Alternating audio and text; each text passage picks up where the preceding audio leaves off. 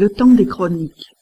Après la musique de Guillaume de Machaut et la poésie de Jean Froissart, vint le temps des chroniques. Ainsi le comte décida de revenir sur ses terres pour accomplir la partie la plus importante de sa mission, à savoir l'écriture du temps. Il n'osait imaginer l'état dans lequel il trouverait son château. Certains échos avaient suffi pour le prévenir du pire. Il ne désirait qu'une seule chose, c'était de revenir à temps pour soutenir le chêne d'azur-et-sang, car il savait combien il avait souffert durant ces années. Grâce à sa résistance, ses terres n'avaient perdu l'éclat de la France. La guerre du temps n'était pas encore achevée, mais il fallait déjà écrire pour ne pas oublier, car l'oubli et l'indifférence étaient déjà présents malgré la mémoire et la résistance. L'ennemi pouvait encore vaincre grâce à ses puissants alliés qui ne craignaient personne. Ainsi, il fallait rédiger les chroniques afin que les œuvres ne disparaissent à jamais. En traversant les terres libérées, le comte avait sans cesse à l'esprit ses amis dispersés dans tout le territoire. Seraient-ils au point de rencontre? Il n'en était pas certain, mais il hâtait le pas, de peur d'être en retard. Chacun avait son rôle dans ce nouveau défi, car le manuscrit du conte ne suffirait pas pour traverser le temps. Il devait être accompagné par les miniatures d'Occident et les enluminures d'Orient, sans oublier la nécessité de la couverture en cuir de l'hospitalier.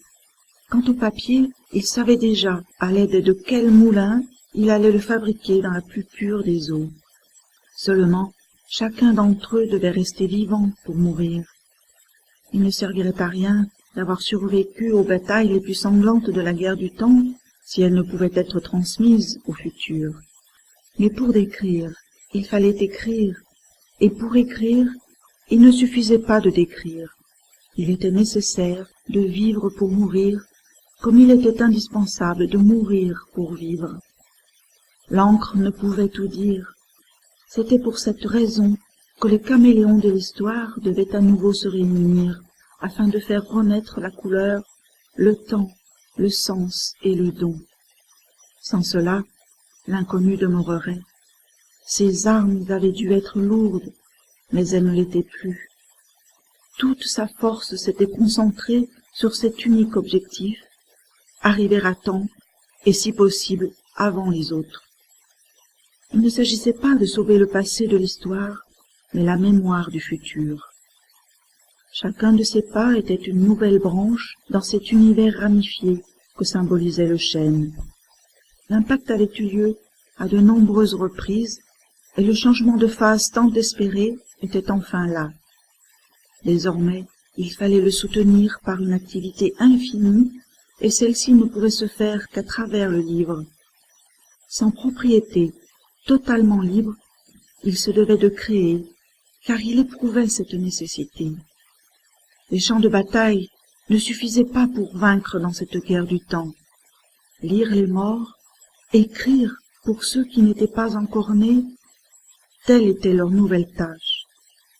Uniquement ainsi pourrait naître une nouvelle forme d'humanisme avant la lettre, mais dans l'esprit, car désormais l'utopie était devenue réalité.